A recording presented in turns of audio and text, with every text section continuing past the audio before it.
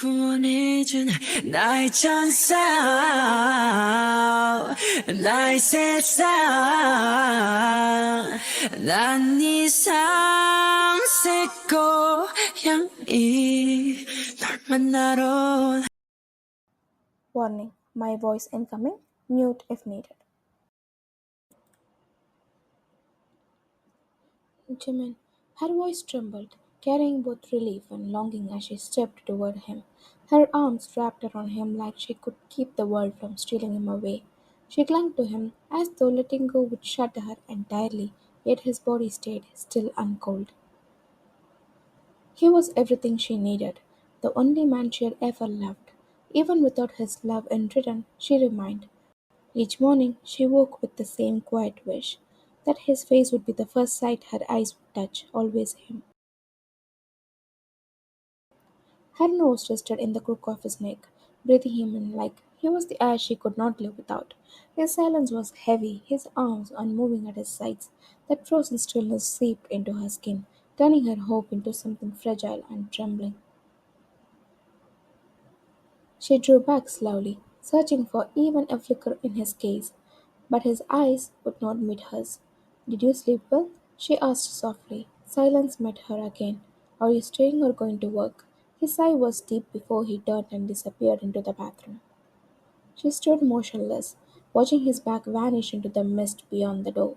He had been this way since the first day they met, and still she kept going back, perhaps because he had been there when no one else had been.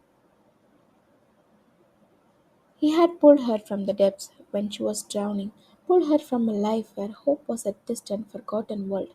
He had not smiled then, but he had saved her. That alone was enough for her heart to follow him.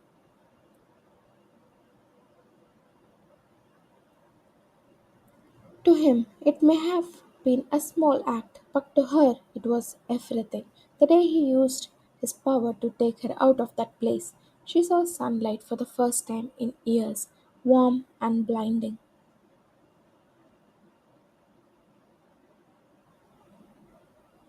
Perhaps it meant nothing to him, but it meant everything to her. He never looked into her eyes for more than a second, never smiled, never acknowledged her in ways she dreamed of. Yet she went mad at the sight of him, feeling alive again. She waited for him, sitting on his bed while steam curled from the bathroom door. She could have waited forever if it meant a single glance from him. Then he emerged, freshly showered, towel on his shoulders, droplets trailing over his skin. Her gaze followed him as though it belonged there. If he had disliked her staring, he could have told her to leave. His guards could have removed her, yet no one dared to touch her, and that truth only bound her closer to him.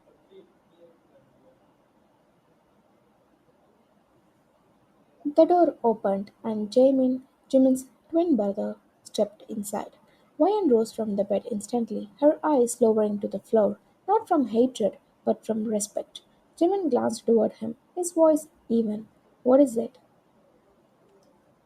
As Jimin buttoned his shirt, the two spoke in low tones, words like meetings, transactions, and deals drifting to the air. Wyan kept her head bowed, silent and unseen. The sound of footsteps faded, the door closed. She lifted her gaze, feeling invisible once again.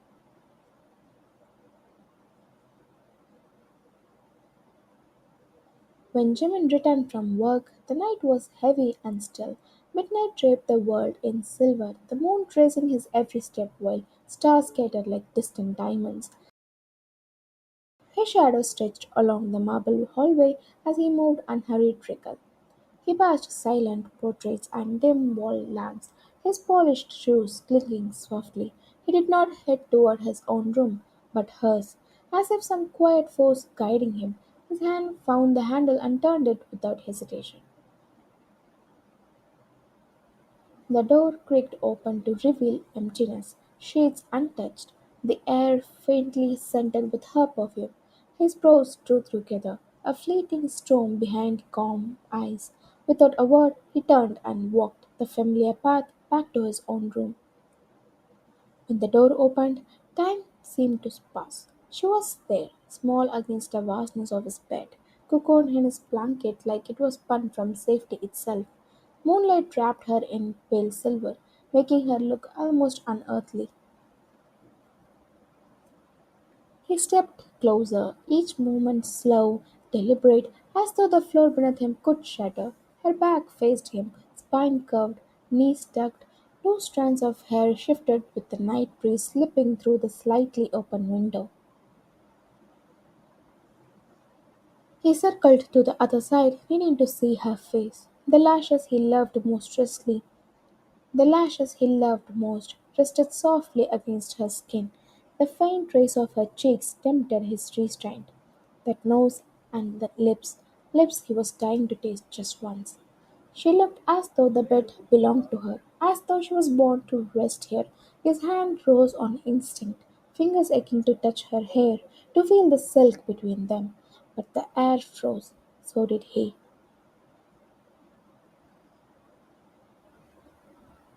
He lowered his hand, stepping back, as if distance could smother desire. He could not touch what belonged to someone else.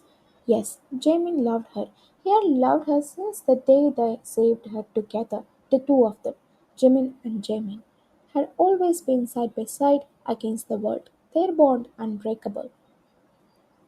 They worked as one, yet she saw only him, not Jamin, always Jimin.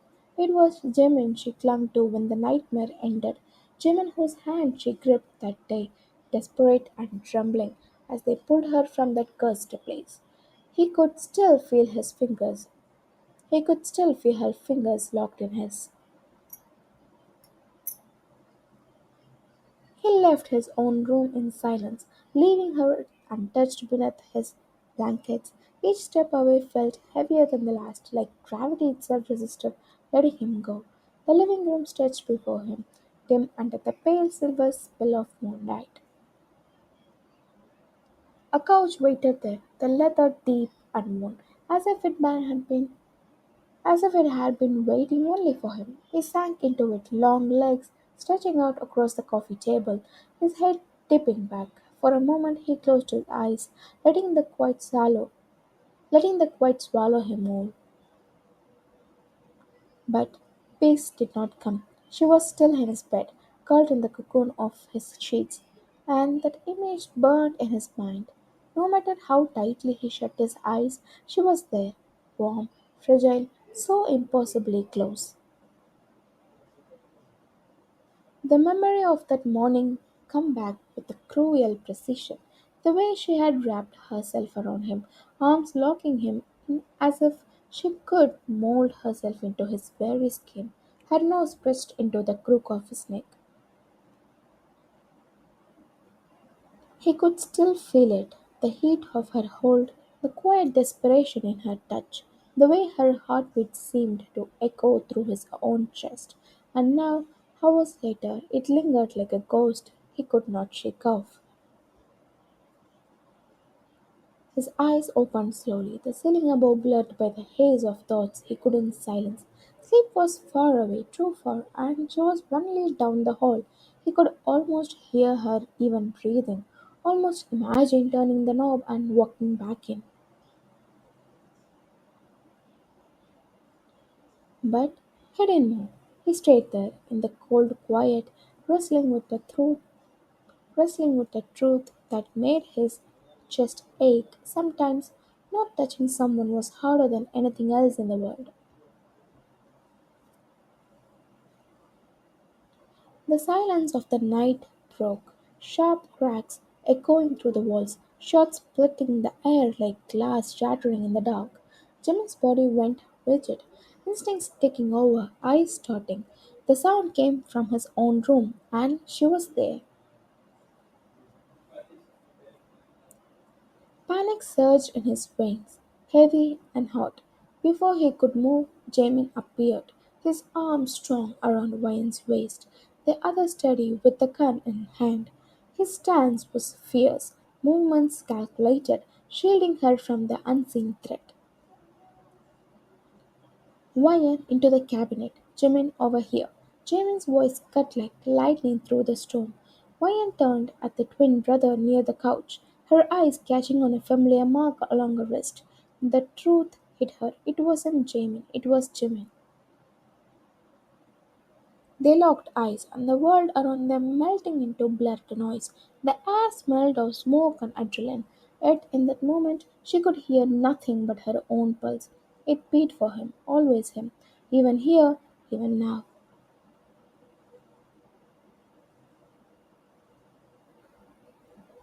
Jaemin called again, breaking the fragile thread between them. Jimin moved, slipping into position behind his brother, returning fire toward the shadows. Mayan let the gods guide her towards safely, though her feet slowed. Her heart refused to leave just yet.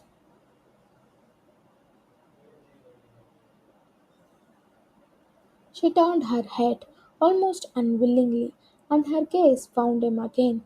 Jimin was still looking, his weapon raised, danger circling with him like wolves.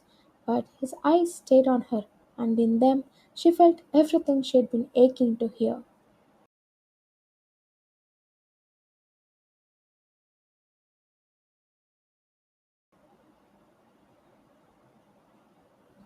Wayan sat in her room, silence pressing against the walls.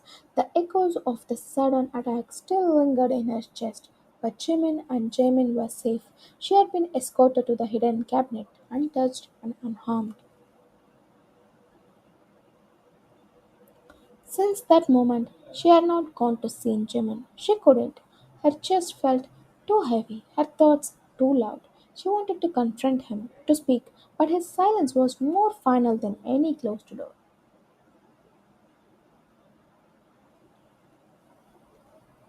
The message had come through the gods, short and bending. Jaemin wanted to speak with her, alone, and she would go. Not because she wished to, but because if Jimin commanded it, she would obey, always.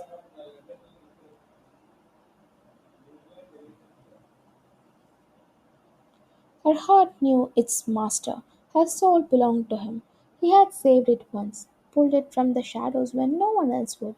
The depth, the depth had begun. The depth had begun. Devotion, unshakable, even as his gaze never lingered on her for too long. If Jimin wanted her to marry Jaemin, she would. If Jimin wanted to leave, she would. If Jimin wanted her to stay, she would. She would do anything, even if it broke every piece of herself.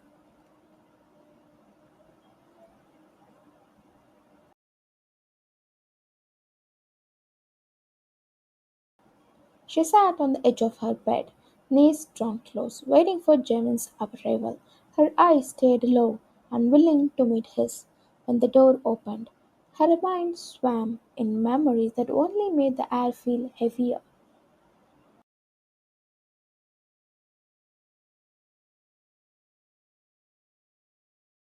She imagined her life with Jaemin, a life she had already lived in her heart. Nights where her lips brushed over the ink on his skin, mornings where her first sight was his face, a dream too vivid to let go.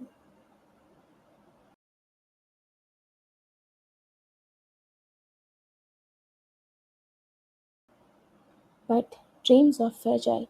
Her vision has shattered with a single truth. She was not his, not now, not ever.